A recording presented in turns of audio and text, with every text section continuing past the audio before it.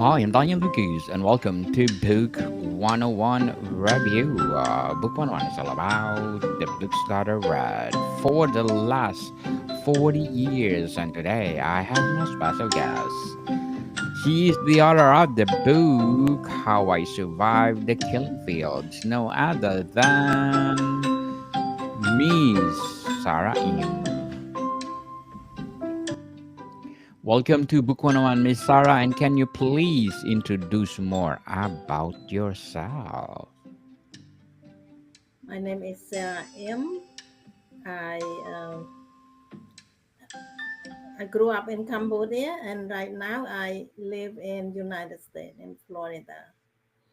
And I wrote my book in uh, 20, 2015, and the title of the book is called "How I Survived the Killing Fields." It's my experience living in the communist regime in Cambodia. Miss Sarah Im, thank you so much for sharing your book to the world. Thank So, you. can you tell us how I survived the killing fields? Uh, all about. The How I Survived the Killing Field is um, about my experience living in Cambodia during the time that the communists took over our country, and I got caught in it, and I was put to a work camp in a very harsh condition, and I become very sick, and I almost died. And there are a lot of people died during that time, and my goal was try to survive. I will do anything to survive because I want to live to go back and find my family that I got separated abruptly during the takeover. So my journey is about fighting for my life, fighting to survive, to go find my loved one. So, So Miss that Sarah, go ahead. yeah, so that's just a very quick uh, summary of the book. So, can you tell us how did you survive? How I survived. Um, well, I think it's good to say that it's the mindset, it's the determination, it's um, it's the goal, it's the love. So there's so many components that help me to survive. But the most important of all is the love for my family. And my purpose is to take that love, take control of my life. Huh? When you love somebody, you have courage. You have courage and you become stronger. So I can say that for sure because of my love, I did not want to give up. It is Definitely. easy. It is easy to give up when life is so difficult, when it is hard to live. But when you love, when you have a purpose, when you have someone that you love so much, you want to do anything to survive so that you can go find your loved one. So, Miss Sarah, how does the book describe life before the Khmer Rouge takeover in Cambodia? My life before the Khmer took over Cambodia, um, I was a happy person. I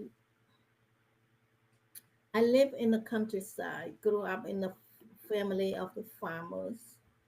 But my mother had a very good experience in dealing in the commercial. So she do a small business to raise extra money to send me to school.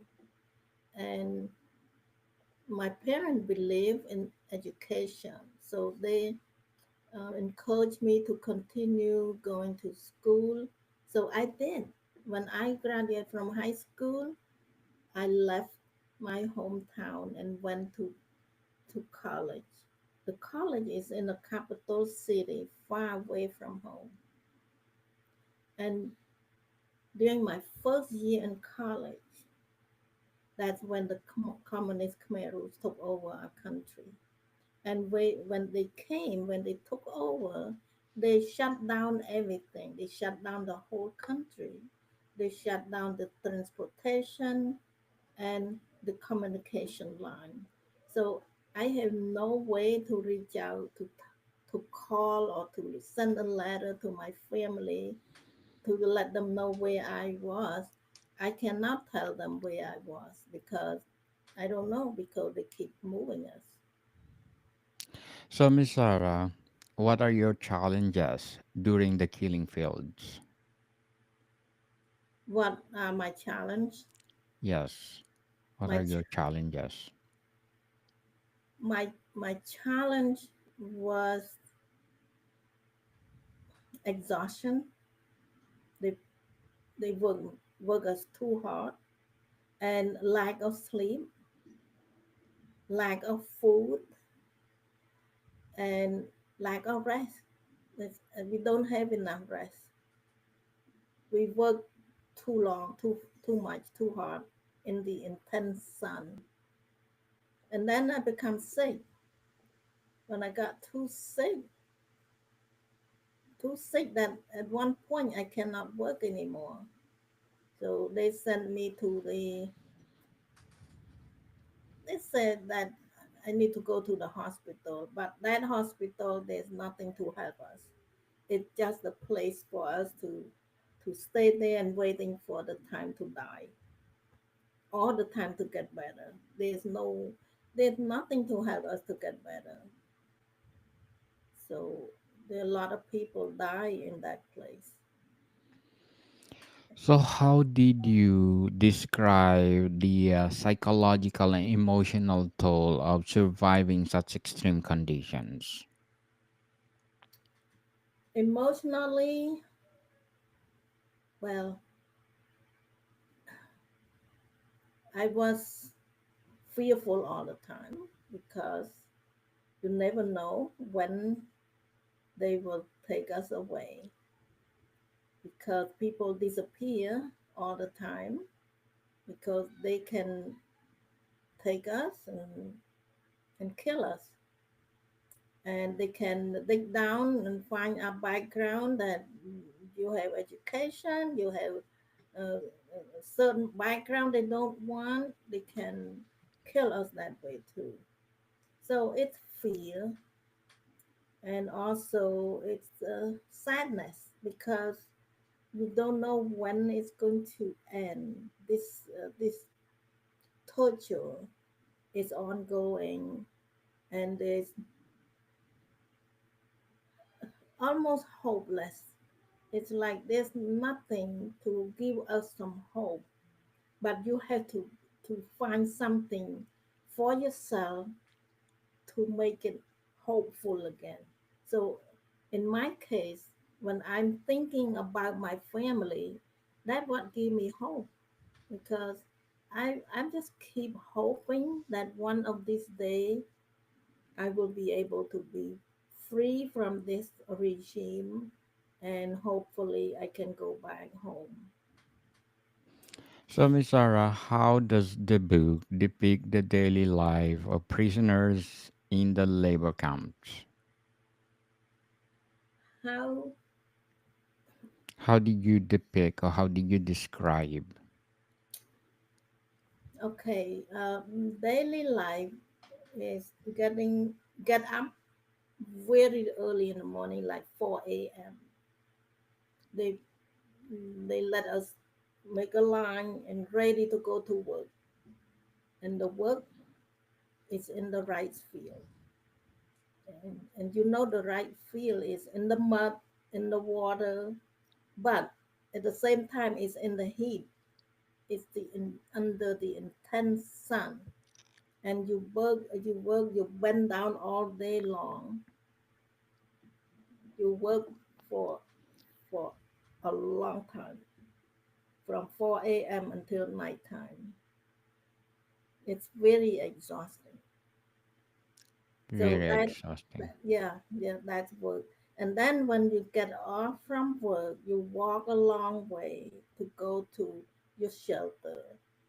And before you can go to sleep, you have to have you have a mandatory meeting at night. Every night they have a meeting.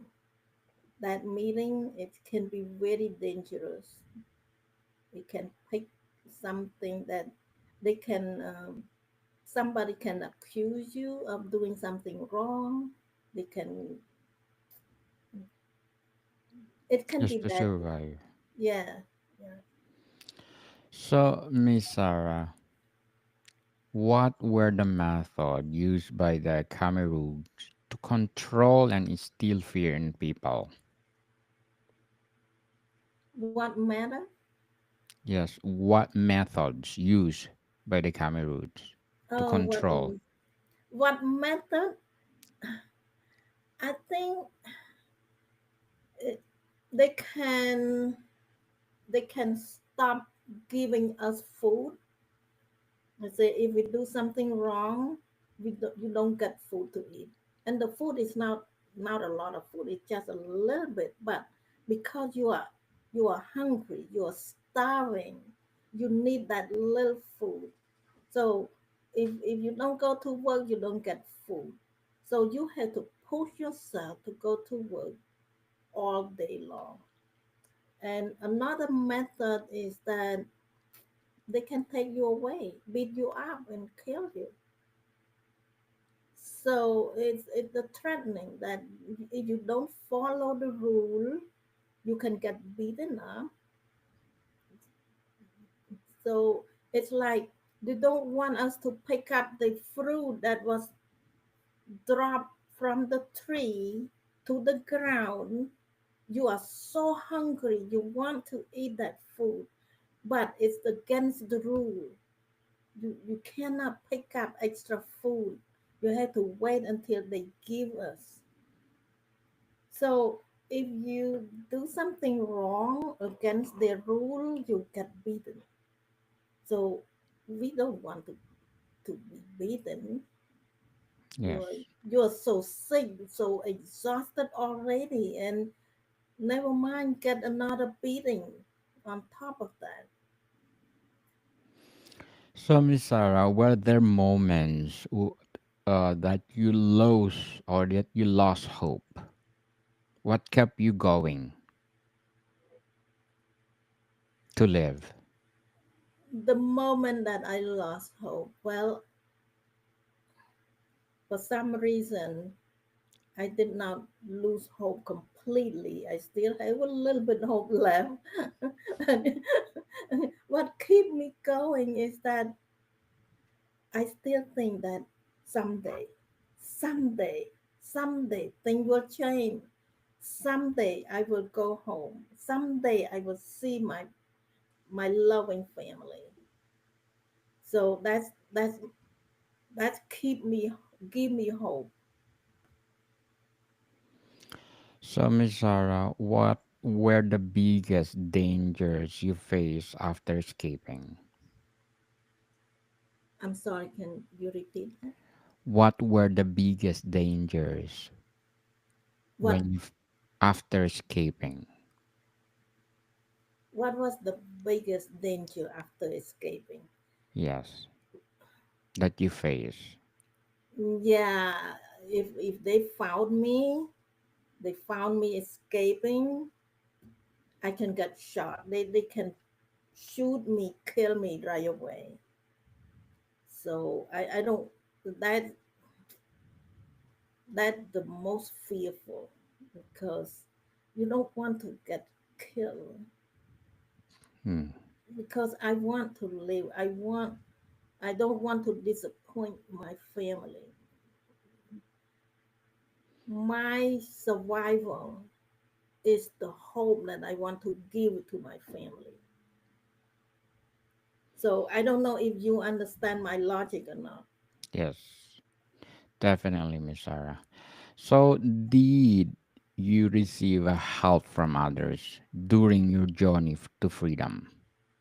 Yes, I did. The help was from the um, same prisoner of war, the same people in the camp, in in the same situation. Um, so many times when I got so sick, I need help from my friend. I build friendship. I build sisterhood in the camp. So we help each other. So they are my lifeline. Um, when I need to go to the bathroom, there is not a regular bathroom. You have to go far in the wood.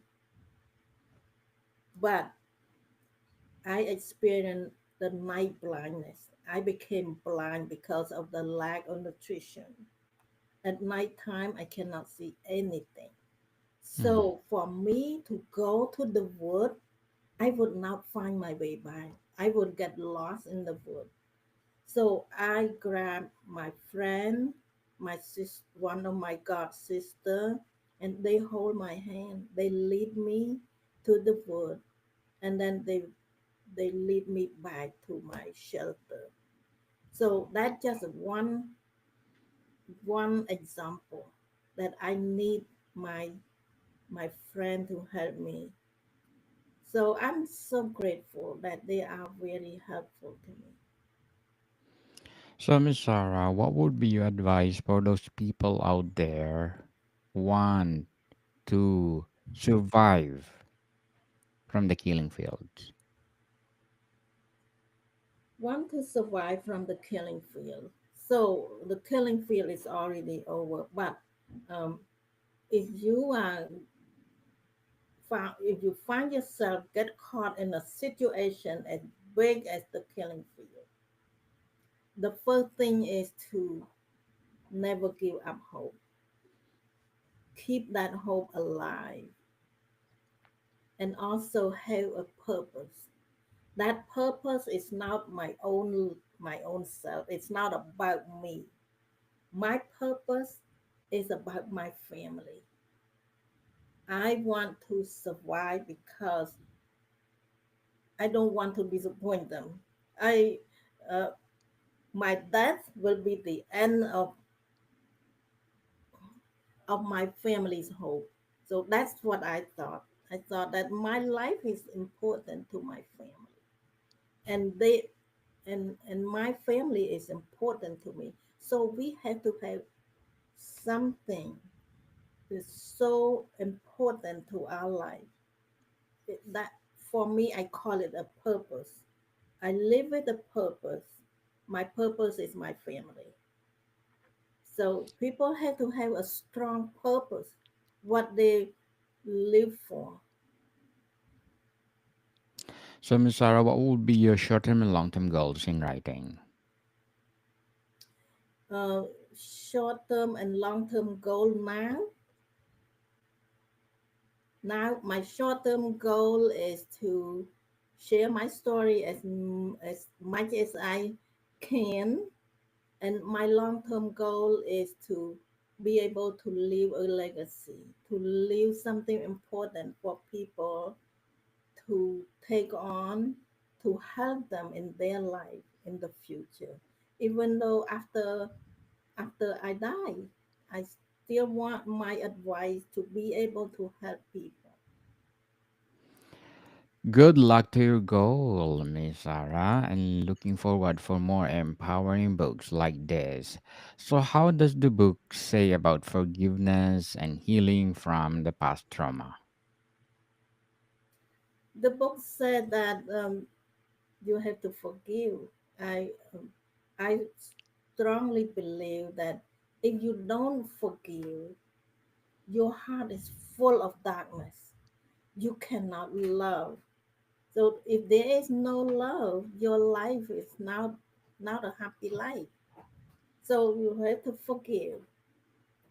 And what else? Uh, Forget. Forgive. Yeah. Forgive and forget and let it Oh, go, people. forget. Yes. Yeah. Forget.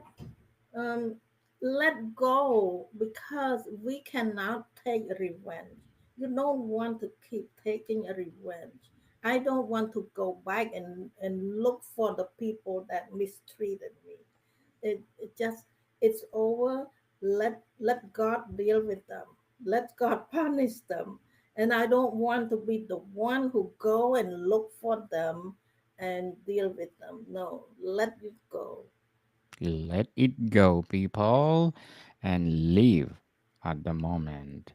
So, Yeah. to wrap up our discussion, Miss Sarah, how does your story contribute to the broader understanding of genocide, survival, and resilience?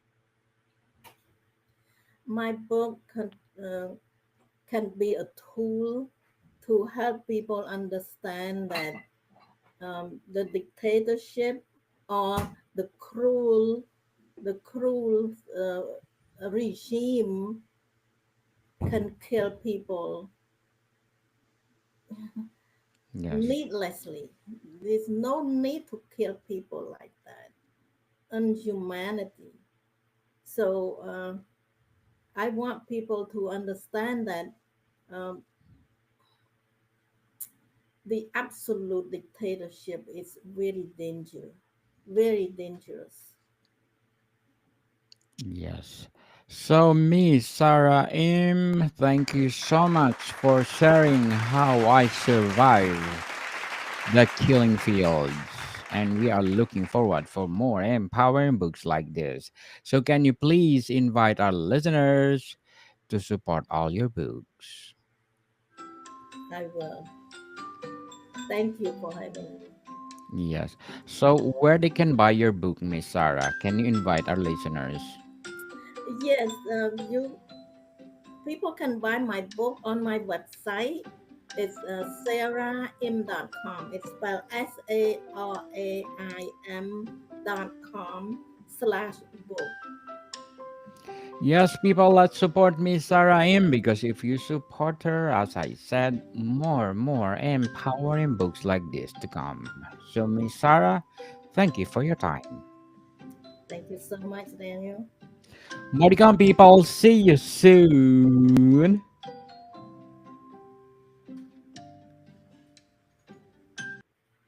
So, Miss Sarah, if you are willing to come back, let's talk about your holistic approach or everybody woman's. Just go to my booking calendar and let's talk about your other books.